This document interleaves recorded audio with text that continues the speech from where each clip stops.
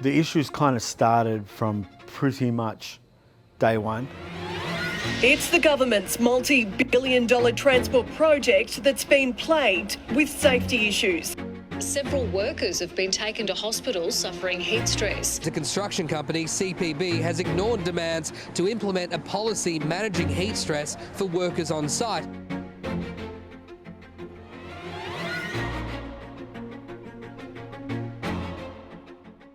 My name's George Gareth February. I'm a machine operator. I was working on Cross River Rail. I was working over the Christmas summer period of 2023-2024. I basically ended up here due to overwork, over hours and working in extreme heat. Cross River Rail was something that I've heard about. It's been in the pipelines for a while. I was excited about it because it's in my home state of Brisbane, or Queensland, sorry. Got an opportunity to really, build a part of Brisbane. On site, it's a chain system. You listen to the man above you, and he listens to the man above him, and it was 100% pressure. It was time pressure. We had to cut corners to do it. We were dramatically understaffed to the point where we were almost about to just call it for the day due to not having enough guys on site. With the machines moving, with the stop starting, with the yelling, it felt at times like we were in some kind of foreign place. At times it felt like a war zone even. It was messy at times. It was dangerous at times, and it just felt chaotic. And that's kind of what led into everything else.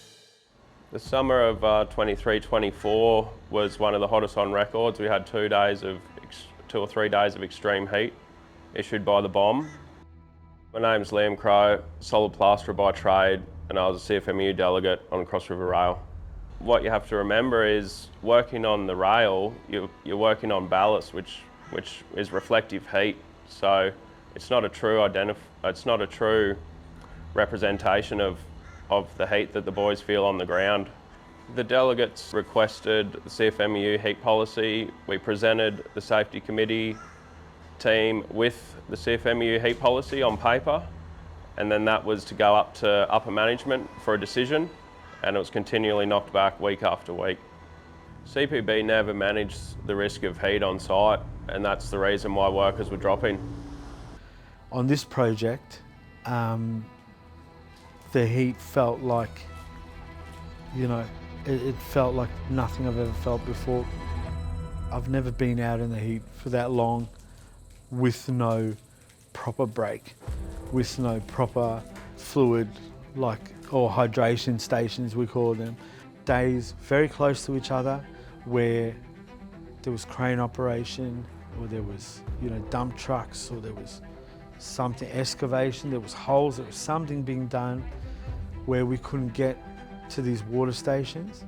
When you can't get access to water, when you can't get access to just going to the toilet, you start feeling different, you start really feeling the heat. So it was in the machine, out of the machine. Went to grab a cage with another worker.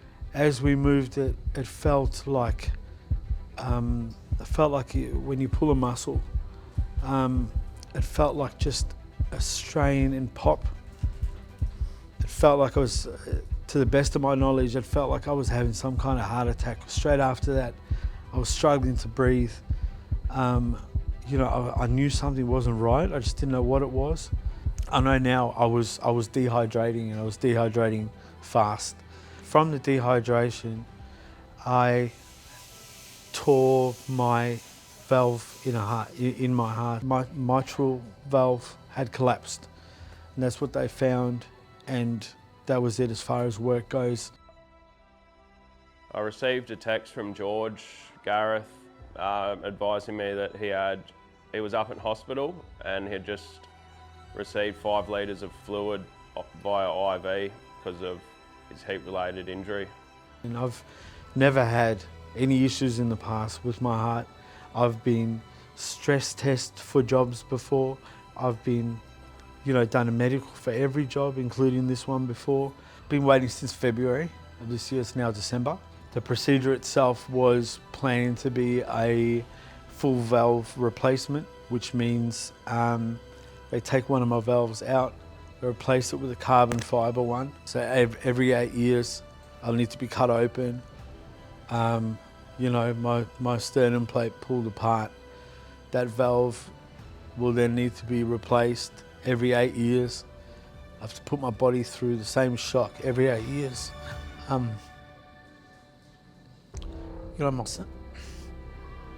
My son's got to sit there every 8 years and wait for me to get up,